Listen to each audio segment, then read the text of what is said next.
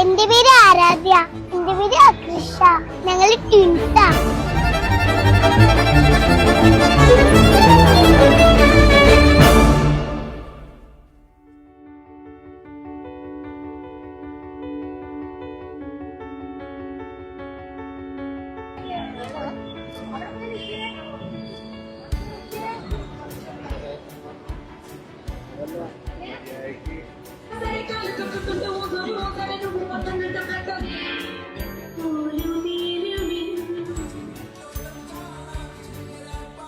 என் பேரு நீதிகா. என் பேரு நைனிகா. நாங்கள் 6ஆம் வகுப்பு படிக்கிறோம். நாங்கள் பள்ளிக்கு செல்லும் போது எங்களை அடையாளம் காண முடியாமல் நண்பர்கள் சில சமயம் குழம்பி போவார்கள். நாங்களும் அவர்களை ஏமாற்றி விளையாடுவோம். ஆனால் இப்போது அதனை செய்ய முடியாது.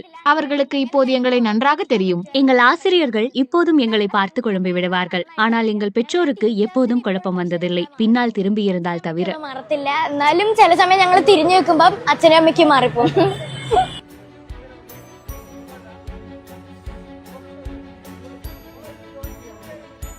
എന്റെ പേര് മുഹമ്മദ് ഇക്ബാൽ. എന്റെ പേര് ഫൈസൽ റഹ്മാൻ. நாங்கள் ஒரே மாதிரி உடை அணிந்து திருமணங்களுக்கு சென்றால் எங்களை வித்தியாசமாகவே பார்ப்பார்கள். வாழ்வின் ஒவ்வொரு கட்டத்திலும் நாங்கள் ஒன்றாகவே முன்னேறினோம். வெளிநாடு சென்ற போதும் கூட ஒரே நிறுவனத்தில் ஒன்றாக வேலையில் சேர்ந்தோம். கத்தாரில் 4 நிறுவனங்களில் இதுபோன்று வேலை பார்த்துள்ளோம். நிதி சிக்கல் காரணமாக எங்கள் நிறுவனம் என்னை பணியிலிருந்து நீக்கியது.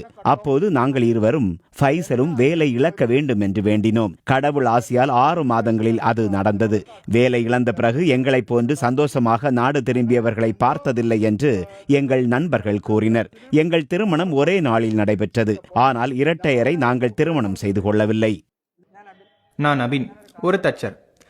நான் அகில், நானும் ஒரு தச்சர். நான் அரவிந்த், ஒரு தச்சர்.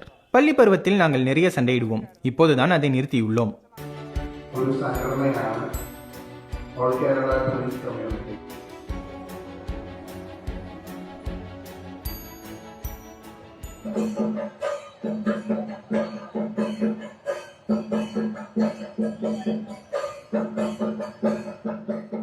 ഞാൻ ഒരു ഇരട്ടകളുടെ ഒരു ഗ്രൂപ്പ് തുടങ്ങിയിട്ടുണ്ട്.